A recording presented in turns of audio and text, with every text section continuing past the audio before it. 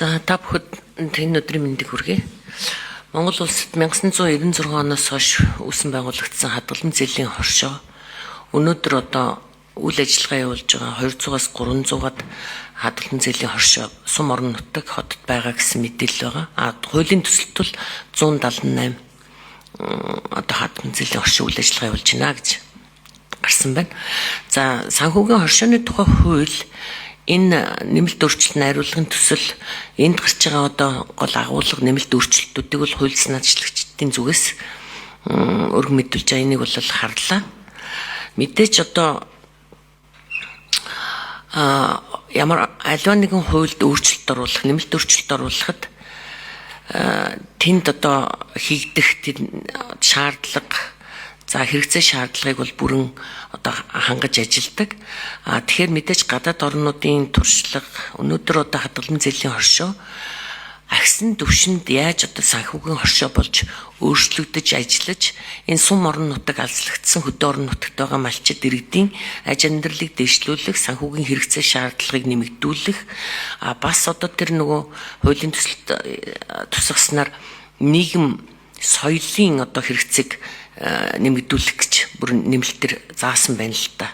Гэхдээ нэршил аливаа юмны одоо хуулийн юуны нэршил нэр томьёо өөрчлөгдөх бол нэг хэрэг. Тэгтээ тэр нь бол дандаа тэрийгэ дагаж одоо хувьсан одоо хөгжиж явах ёстой гэж. Энэ хөгжлийн талаас нь бол би энэ санхүүгийн хоршооны тухай хуулийг бол дэмжиж байгаа.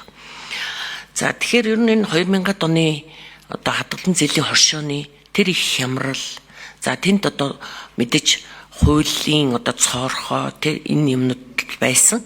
Тэрийг дагсан одоо мөн үр дагаврууд байсан. Хадгалан зээлийн хоршоо бол иргэдэд монголчуудад бол өргөөж өгсөн үү гэвэл өгсөн. Одоо зүгээр энэ санхүүгийн хоршоо болж өөрчлөгдснөөрөө одоо яаж одоо хөгжлийн түвшинд яаж ажиллаж чадах уу гэдгийг л одоо харуулах ийм үе бас тулгараад байна л та. Тэгэхээр энэ 2000-ад оны хадгалан зээлийн хоршооны одоо асуудал шиг, энэ хямрал шиг энэ гарах эрсдлийг одоо хэрхэн тооцож яг тэр эрсдлээс хамгаалах бодит одоо юм шалгуурууд хэрхэн тусгагдсан юм байна. Иргэдийнхэн тэр мөнгө хадгаламжийг хамгаалах. Одоо ерөөсөө иргэд малчид яах вэ гэхээр зээлгүй хүн малчин иргэд гэж байхгүй, аж ахуйн нэгж гэж байхгүй. Бүгд л зээлээс зээлрүүл амьдарч байгаа юм. Тэгэхээр энэ үйл ажиллагааны үед дагуулах энэ юмны одоо хэдий хоцрогдсон.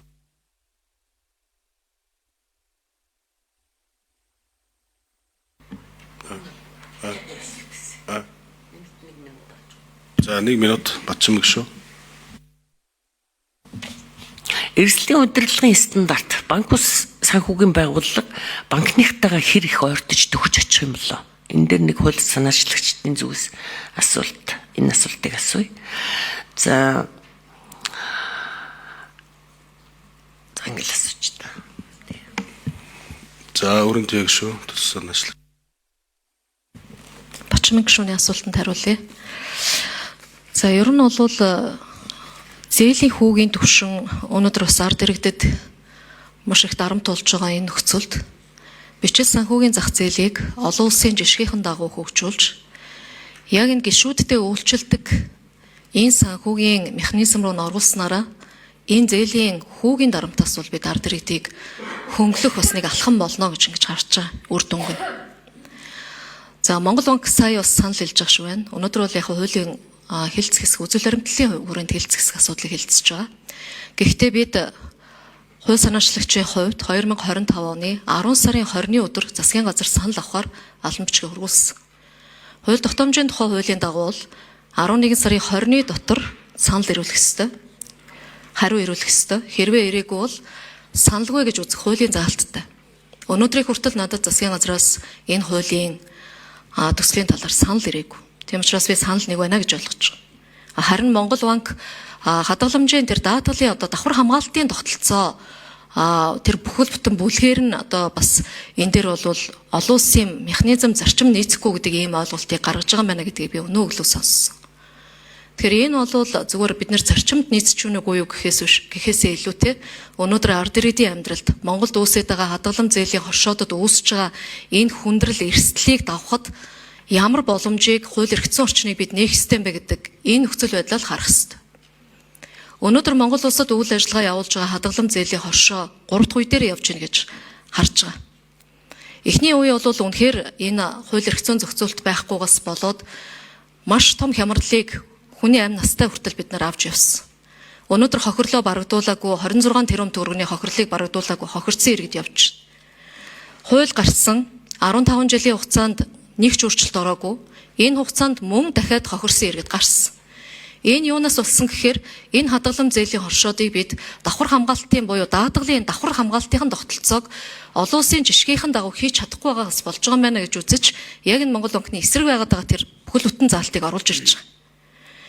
Өнөөдөр арилжааны банкнд болдог хадгалам зээлийн хоршоод бол энэ гишүүн нь өөрийнхөө хадгаламжийг даатгуулдаг байх эрхийг хязгаарлаж болохгүй л дээ. Тийм учраас энэ санхүүгийн зах зээл дээр одоо хөрөнгө оруулалт хийж байгаа иргэн болгон хамгаалтанд байх ёстой. Энэ хамгаалтын төр мөнгө гаргаж хамгаалах биш, хохирсныхан дараа мөнгө өгдөг биш, хууль эрхцэн орчнороо зохицуулж урьдчилан сэргийлэх алхмыг нь хийдэг байх ёстой. Нөгөө талдаа энэ санхүүгийн хоршоо гэж нэрлэж байгаа агуулгынч тэр ард иргэдийг бид нар үр хүүхдүүдээ санхүүгийн боловсролд багаас нь сургахад эхлүүлэх ёстой юм аа. Өнөөдөр хадгалам зээлийн хоршоо гэдэг нэр ард иргэдийн дунд, нийтийн дунд үнэхээр одоо нэр хүнд нунчжээ. Ямар сайндаа манай боловсролын салбар систем нь хүртэл өөрөө сурах хүчиг дээр хадгалам зээлийн хоршоонд мөнгө хадгалуулах, чонон тонь хадгалуулахтай адилхан гэдэг агуулгатай зураг оруулж өгч байна шүү дээ. Өнөөдөр ерөнхий боловсролын сургуулийн 7 дугаар ангийн хүүхдүүдийн дүрслэг урлагийн сурагчид дээр байж байгаа. Ийм ойлголтыг бид нар хүүхдүүдэд өгчөөд яаж бичил санхүүгийн зах зээлийг Монгол улсад хөгжүүлнэ гэж ярих вэ? Тийм учраас энэ санхүүгийн одоо хоршоодын үүрэг бол санхүүгийн зах зээлийн ойлголт, энэ өрхийн төсөв, өрхийн эдийн засаг хэрхэн авч явах суур ойлголтыг олгохоос эхлээд нийгэмд олон талын ач холбогдол өр нөлөөтэй болгох талаас нь хуулийн төслийн шинжилгээг бас хийсэн юм байна.